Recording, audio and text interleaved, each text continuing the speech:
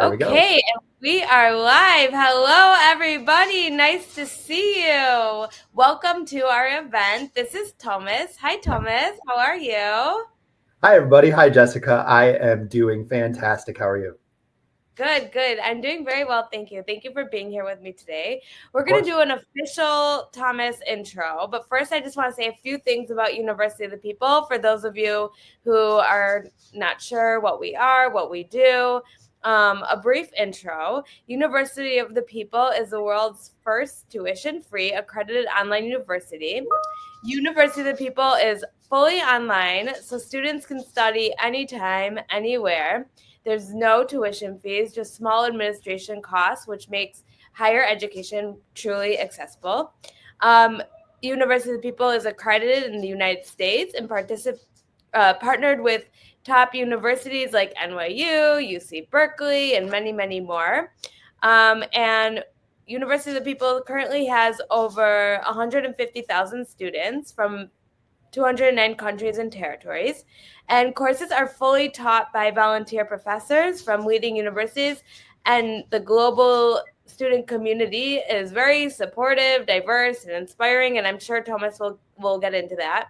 That being said, let's jump into the interview. So first of all, thank you everyone again for being here. We're so grateful.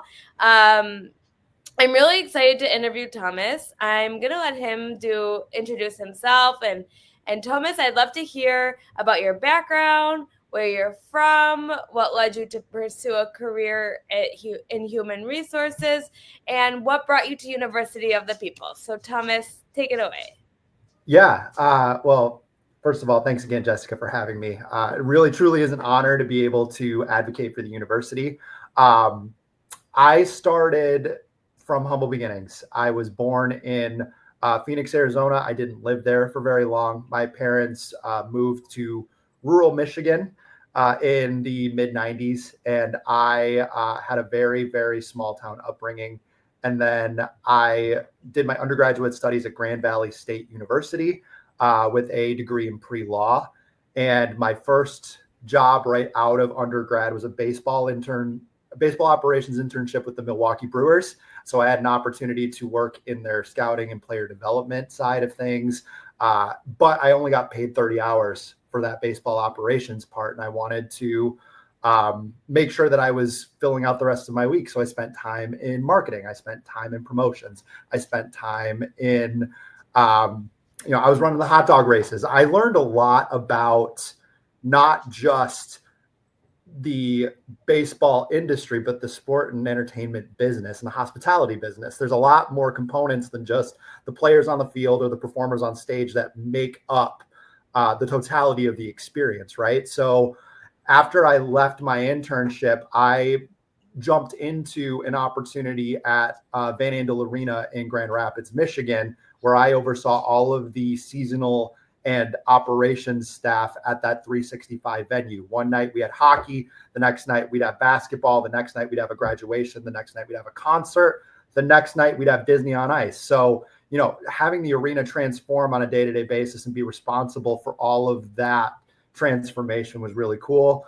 And I was able to take a look at things from a human resources perspective on that side too. I was a generalist, so I was responsible for bringing individuals into the organization. I was responsible for liaising with the directors and leadership of that venue to understand what our operational needs are going to be in order to make these events happen, the staff that's needed to drive that, and kind of navigating those issues as they came, smoothing out the rough edges, anything from coaching and discipline to somebody being eligible for benefits potentially, because we had temporary folks that worked so many hours that they had some ACA eligibility and whatnot. So I had a real education going through and doing all of that stuff. But I've always been hungry for more education. I've always been hungry to do more, move on to the next level. And nothing ever really felt right until University of the People. I was bargaining with law school, the tuition, the entry exams, those felt really restricting and limiting to me. And so I was kind of biding my time and being selective and opportunistic about what opportunity I was going to take for that next step of development. And so as I was learning more about the talent acquisition side of human resources, I ended up becoming strictly a recruiter for a little while. And I ended up seeing University of the People on somebody's resume. And I started digging and digging. And the more that I uncovered, the more I fell in love with the concept. And I wanted to give it a try, because at the end of the day, even one course assessment at University of the People, or even two course assessments for that matter, still is less than a single credit hour at Grand Valley, even for the MBA program. So I felt like I didn't really have anything to lose giving that a shot. But I also knew that I was very, very happy with my home life. I was very, very happy with the way that my life was building. And I didn't want to sacrifice that to move on and move up and move forward. So when University of the People really presented itself as an opportunity to do those things without having to sacrifice, that's what really piqued my interest. And so at the time, my then girlfriend, but now wife, was very serious about a move to Edinburgh so that way she could get her master's degree. And I think she was expecting me to say, I'm not, go ahead and have fun. That's a little bit too much for me, but I said, no, I'll go with you. And so I'm excited to kind of dive into that a little bit too, because ultimately University of the People was the only option available to me that allowed me to be abroad, work full-time, and go to school full-time all at the same time. Wow. And what did you study at University of the People? I mean, I know what you studied, but I want you to tell the viewers what you studied. Yeah, and just for the viewers' sake, I got my diploma right behind me too. So I have a master's in business administration, and one of the cool things about the MBA program is that you do have some options to take some electives. So my electives really were human resources management driven. So I was able to take a deep dive into global context and dynamics. Cultural intelligence was a course that was really impactful for me. And then the human resources management elective was also a no-brainer for me to complete the program. And what made you really fall into human resources? It's very specific. Did it just kind of shout to you? So I think that there were a lot of different things going on at the same time that kind of led to human resources being the ideal path for me. But at the end of the day, I needed to lean on my mentors and my inner circle to really tap into what my internal core values are. And I knew that service of others is something that really fulfills me. On the player development side, when I was doing the baseball operations internship, part of that was bringing amateur players into the fold and teaching them how to be professional athletes. Because for a lot of people, that might be their first actual opportunity at independence. You know, we had 16, 17, 18-year-old kids that were on their own for the first time. So teaching them how to be independent adults at that age, that was incredibly fulfilling for those that I was able to, there were folks that were saying, this one I don't think is going to be coachable. I don't think this one's going to get it. And being able to turn those naysayers into believers and take the tough projects and turn them into success stories was something that I really attached to. I really love rooting for the underdog. I think that that's something that drew my, attachment to sports in the first place, and hospitality and entertainment. But ultimately getting a chance to see somebody achieve a goal or realize their dreams and be a very small part of that equation is incredibly fulfilling for me. And being able to grow in this sense and now be in charge of leadership development, be in charge of programs that fulfill and fill the cups of the people that we work for and work with. It's been really, really cool to be able to fully lean into that. But more context here is that my parents were both educators. My dad was a college professor. My mom was a special ed elementary school teacher. My younger brother's a teacher. and I've had it in my blood, but I think at that age group, it was really challenging for me to stick and operate well in that space. Whereas adult learners, it's a lot easier for me. I can connect a lot easier. So, in a way, what I do is teach adults, but try to make it not feel like they are actually sitting in class, if that makes any sort of sense. Okay, very interesting. You have a lot of experience. I love hearing about it. That being said, I want to just touch on maybe how earning an MBA helped enhance your career. How did the program help you grow professionally, personally? Did you see promotions? Did you see job changes, increased responsibilities? Like, how did going to UoPeople and having and earning an MBA, like, how did that positively affect you? Yeah, and I think that I can start with the personal transformation, because those transformations happen first. Being in the program, I believe, made me a far more well-rounded individual, a far more culturally and emotionally intelligent individual, which really fed my day-to-day as I was working at the same time as going to school. I was on a central IT service desk in Edinburgh, Scotland, when I was living abroad.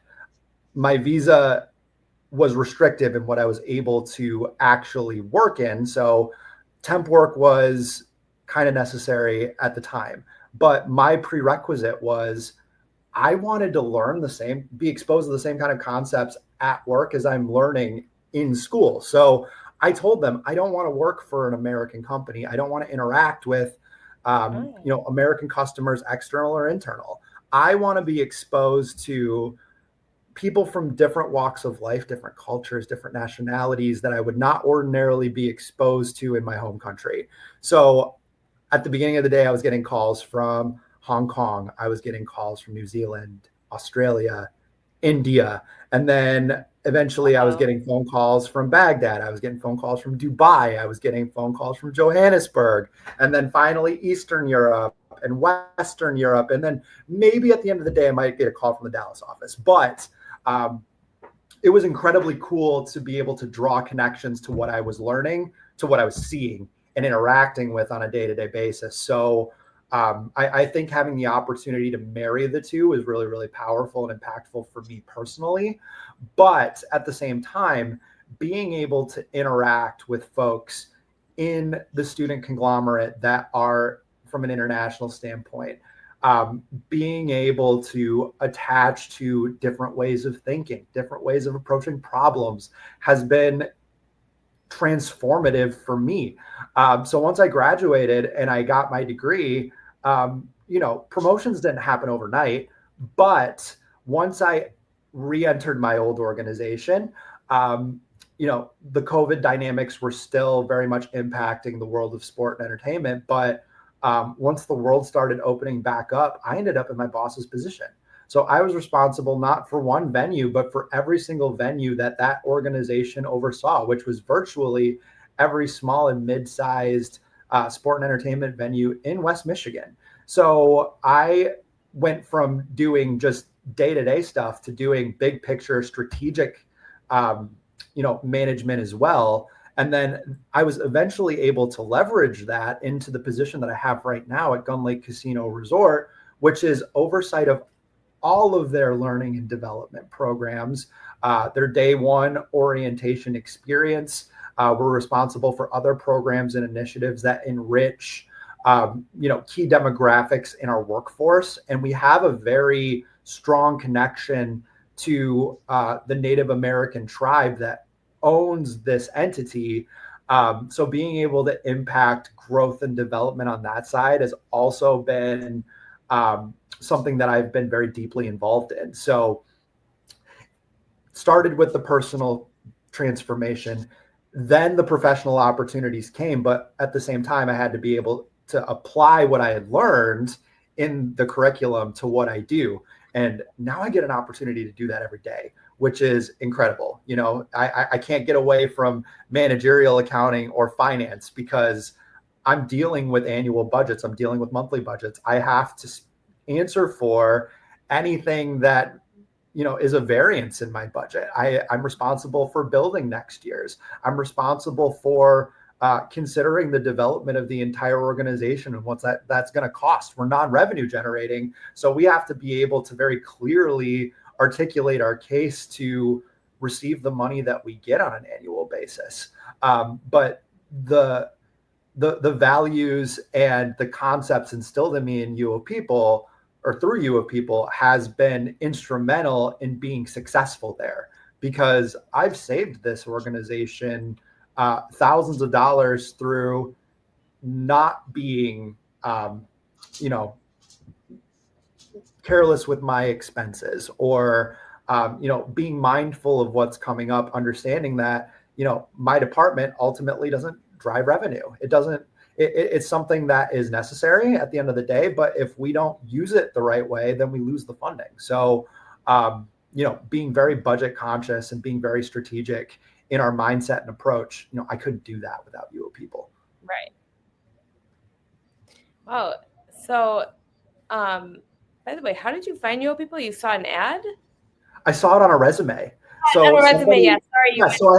So there was a candidate that had entered my applicant tracking system that had University of the People on the resume, and that piqued my curiosity. I'd never seen the name before. And then again, the more I dug, the more intrigued I was by the concept, and realized, at the end of the day, compared to what currently existed status quo for me as a higher learning opportunity, the cost benefit was there. I wasn't going to lose anything giving 2 classes a try and realizing, this isn't what I thought it was going to be, and tapping out. But I got a very different impression in my first 2 classes. I was like, man, right. This is grad school. This is challenging. This is rigorous. This is going to push me, develop me, make me better, regardless of the degree. So I decided, degree aside, degree is important, but the opportunity is what mattered the most. Got it. So it's kind of like a no-brainer for you. Yeah. So when you were studying at University of the People, can you tell us if there were any challenges in balancing your studies with work or life, and how did you manage them? So I think with my situation being as unique as it was, obviously University of the People offers incredible flexibility in the way that they are able to structure things. So you could take a single class and you could, kind of approach it incrementally day by day. With the way that my life was set up, I didn't quite do it that way. And I kind of did it in a little bit more of a challenging way, but I was still able to graduate with a 4.0. So I just want to preface it with that, because it is possible to do what I did and walk away with a 4.0. But I took 2 classes at once. I was coming in for my regular shift at my company, and then they allowed me to stay afterwards and use their facilities as a study hall. So on Mondays, Tuesdays, and Wednesdays, more heavily on Tuesdays and Wednesdays, because, everything's due very, very early on Thursday, I would stay late. Sometimes I would stay, after my shift would end at 4 or 5, and I would stay until midnight to plug away, write my papers, do my research, and make sure that everything was great before I turned it in.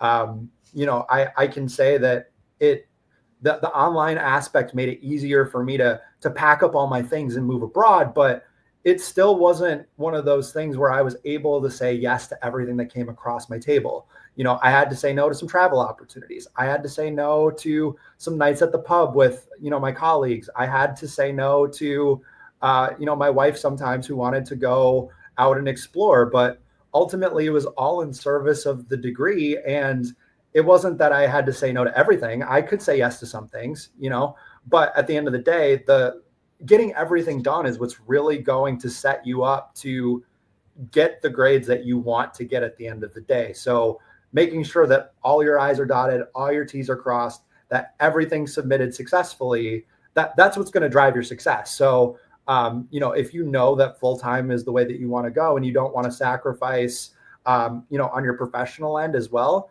you have to be able to bargain with sacrificing some of the other personal elements in your life and being willing to put in the extra work in order to make that happen. But just remember, it's temporary and it's worth it at the end of the day. If you truly believe in what you're doing, you'll be rewarded at the end of it all anyway. Got it. So it sounds like you were able to, to really prioritize while you were studying, and it all worked out for the best. So Yes. anyone Yes. can really do it. You can do it. You can work a 40-hour work week and you can go to school full-time at UoPeople and walk away with a 4.0. You can do it. Absolutely. Okay, so moving on, what was your favorite part of the UoPeople experience? So maybe it was the people you met, the flexibility, the affordability, the global community. What would you say was, your favorite part about studying at UoPeople? This is probably the hardest question you're going to ask me throughout the entire interview because it's a little bit of everything, really. Being able to interact with people on a global scale is special. Like I'll just start there. Doing a group project with somebody and then having them like mail me a gift for extra work that I contributed to a group project is incredibly cool. Getting an opportunity to see the world through somebody else's perspective is something that is so invaluable. I don't feel like I can overstate it. But the flexibility is certainly a perk, no matter where you are, as long as you know what time University of People time is, you're going to be just fine. You can do your work at any time of day, any day of the week. The affordability aspect is huge. And then I have a couple of like really specific moments in my curriculum where I really attached to what we were doing. And one of them, which now directly impacts the work I'm doing right now in human resources management, was building a code of ethics in our business law class for University of the People, which was really, really cool. That work is now informing the rewrite of our organization's team member handbook that we're doing right now. So I'm on the handbook committee, and I am literally rewriting all of our processes, aligning them with federal law, aligning them with tribal law, aligning them with state law and local law where appropriate, and really trying to build something that works for our team member population of 1,400. So clearly there's a lot of thought and care that goes into that. And having a collaborative space is really important. But having done that legwork already and knowing how all of that goes has made it really easy for me, because with the asynchronous structure of University of the People, it's a lot like our 24/7 environment here at the casino. We have people on the committee that operate all day, every day, across all shifts. So being able to set up a structure that kind of mirrors the group experience that I had at University of the People has allowed our organization to work more efficiently in building this out. So thank you, University of the People, for that. But also, I really attached to my final project and my capstone. It allowed me to kind of put everything that I was learning into one project. So, and being able to pick something that I was passionate about actually made even though there was complexity to it, it made it super easy to access for me. So, like I said, it's a hard question to answer because I really took a lot away from the experience, and there's a lot that I value. And the more I talk, the more I realize that the concepts that I learned over there are being brought into the things that I do here that make me successful. Got it. So it's really great. I'm really impressed by everything that you're saying. I think for you also, because you felt this need to go live abroad and experience a new culture, like studying at University of the People simultaneously, like really just enhanced this feeling and really stimulated you like in the best way possible. I can Yes. relate because I need international communities also, so I really understand. And you get to learn about different cultures and different people, and you would never meet these kind of people if you didn't study at University of the People. I mean, that's the cool part. So how has your MBA opened new doors for you in HR? Maybe salary changes, skills gained, leadership roles? All of it. All of it. I have been able to make life-changing career moves from both a job title and an overall compensation standpoint. And this is just the beginning. The really exciting part about being in the position that I am now is that there is an upward trajectory, and being able to have this ability to say, I don't have to go back to school anymore to go where I want to go is incredibly powerful. Now, there might be a day where I decide, to ultimately go back and either get a PhD or get a JD. But the awesome thing is that I don't have to if I really don't want to. Now it's just, is the pearl worth the dive? But with the MBA, I was able to very quickly, like I said, I was in a position at my old company. And once the opportunity had opened up, I was immediately in my boss's position. It wasn't overnight, but as the pieces were falling into place, the opportunity was there for me, and University of the People and the degree made it possible for me to jump to the front of the line.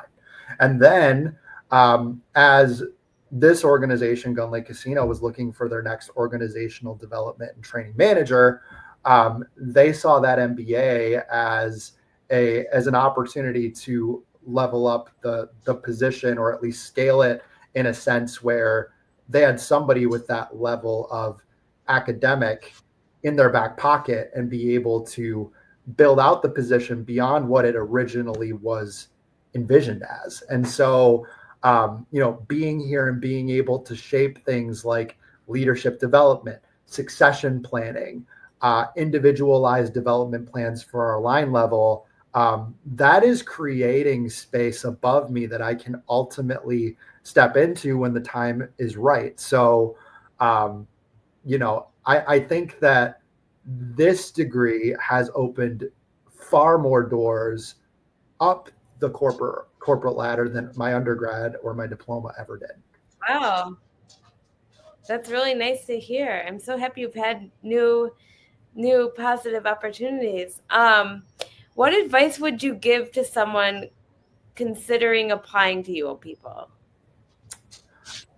It sounds silly, but no is a complete sentence.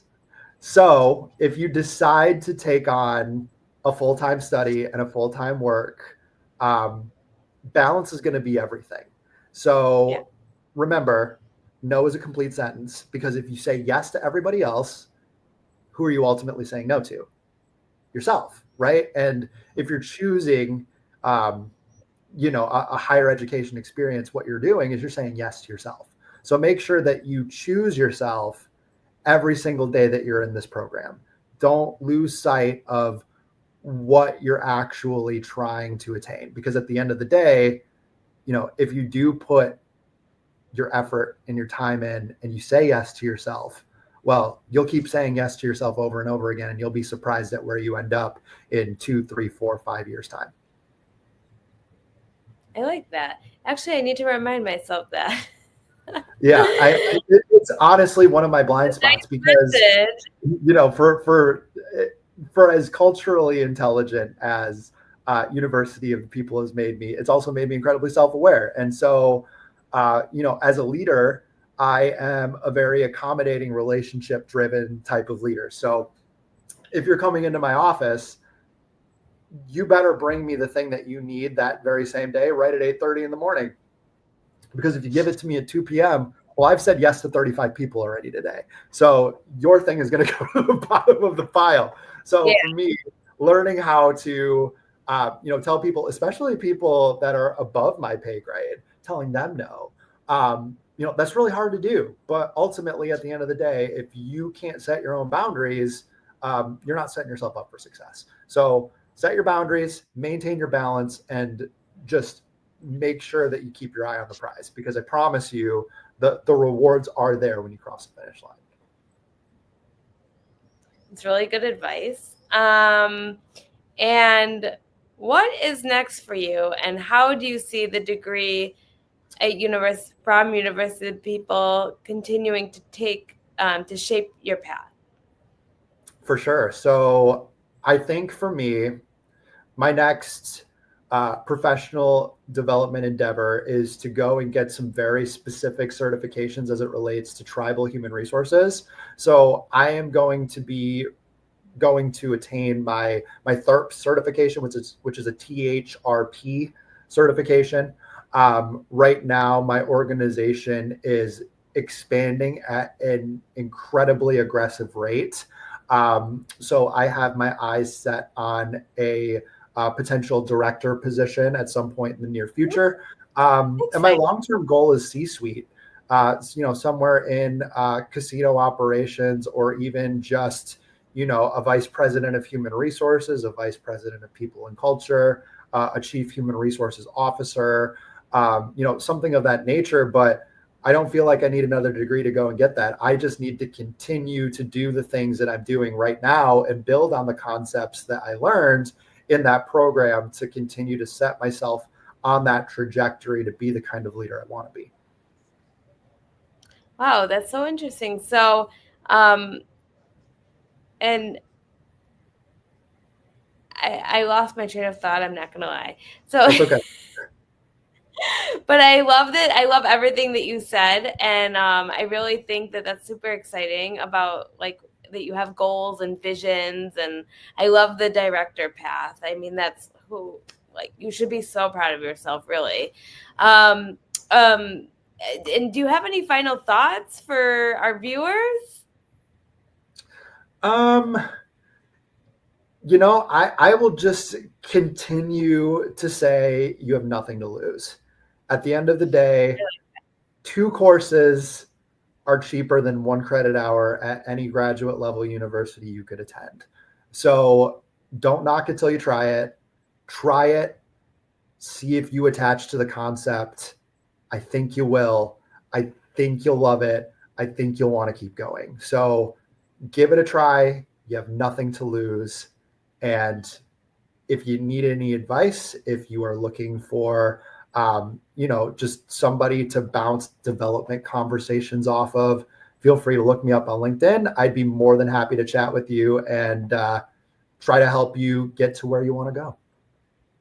That's really nice of you. And that makes me want to ask you one more question about networking and LinkedIn.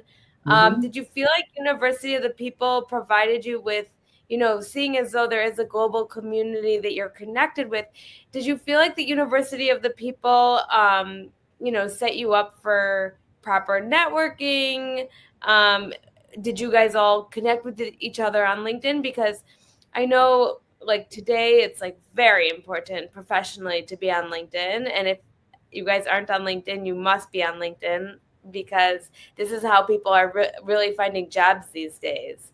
So maybe you have something to say about like networking in general and LinkedIn. I'll also put a shameless plug towards, does UoPeople still have Yammer as a Yes. Yes, we conversation, have like you. a social hub? Don't overlook that either. Utilize every single resource that the university has available to you, because there are all sorts of opportunities to engage with your peers. On LinkedIn, I definitely have a small network of fellow students that I still keep in contact with. But at the end of the day, the network that you establish is going to be in your courses and in that social hub to start things off. So make sure that you engage early so that way you develop those habits, because ultimately, your alumni network might be the reason why you land in the position that you land in someday. Somebody's career path that they're on, or the thing that they do right now, might be the thing that speaks to you. So make sure that you're having conversations with your colleagues, and your peers that go beyond just your typical, what are you working on? What are you studying? Like, do you enjoy your job? Do you enjoy your career? What are the things that you do? What are the things that you don't like? So that way you can kind of wrap your brain around like, oh, this thing that this person does, in East Asia is really, really cool. I wonder if I can find an equivalent to that over here. So, yes, University of the People creates all sorts of opportunities for you to engage and network with each other. And I 100% encourage that. Even if you choose to reach out to me specifically, I found the community to be incredibly engaging and communicative and responsive. So, yeah, another one of those shameless plugs for the university's other channels that are also valuable. Do you mind, for those who don't know what Yammer is, just to give a brief overview of what Yammer is? I think the best way to describe it is basically University of the People's own social network. So you can go in, you can make posts, you can join groups in specific demographics. So, if your class is the class that started in, spring unit, all of those individuals are in there and they're asking questions right out of the jump. And then you might have established students that can jump in and give more context to things that you're not sure about. Or, you might need help with a particular assignment, or you need help looking for resources for a particular paper or topic. Those are places that you can go to get some of that information that you're looking for. And it's also a place where you can go to ask questions that you might feel like you can't ask your instructors. It's a very supportive, engaged network of people that just want to help each other succeed. Because at the end of the day, I think that this group understands that when somebody wins, we all win. The MBA program is very much, it values group work. So being able to collaborate, network, engage, that's a component of being successful in life just as much as it is at University of People. So I think the way that they build it is very akin to the way that you have to navigate today's current, internet online based climate. So, yeah. There's certainly a lot of transferable skills that you gain at University of People that you can take into your everyday life and specifically into the workplace.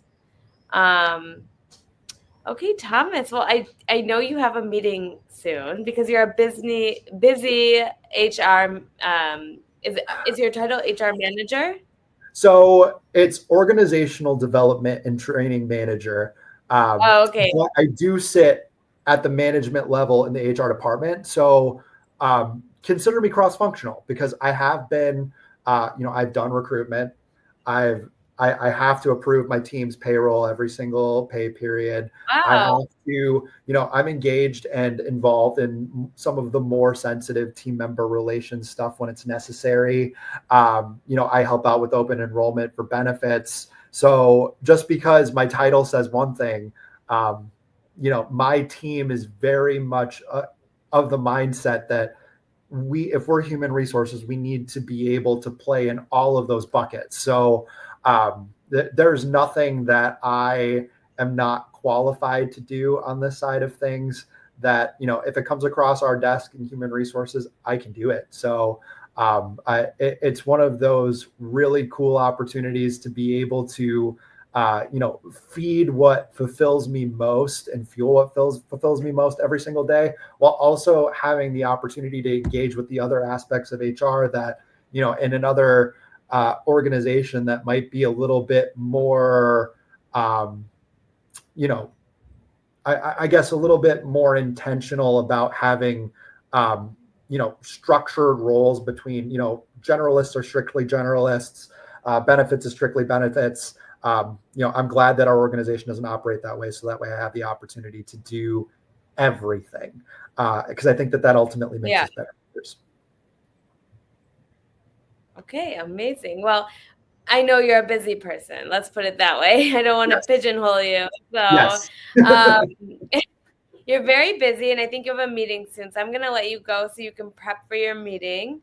Thank But you. thank you so much for joining me today, Thomas. It was such a pleasure to meet you. Of course. We really appreciate your time, and thank you for all you do for in advocating for University of the People.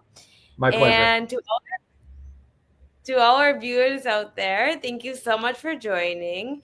If you are like on the fence about applying to University of the People, I hope this interview gave you the information you need to just go for it. As Thomas said, just don't even think about it, just do it. Let's do it. So if you haven't applied yet, you can do so by going to our website, www.uopeople.edu, or you can email admissions@uopeople.edu with any questions. But on our website, there's a pink button at the top of the page that says apply now. And it's so easy. It takes like no time, less than 10 minutes to fill out the application. And if you have any questions, feel free to put them in the chat. We'll try to answer everything as soon as we can. And thank you so much for joining. I hope everyone has a great day. Thank you so much. Bye. Thanks for having me, Jessica. Thanks, everybody. Thomas, you're amazing. Thank you. Bye. Bye.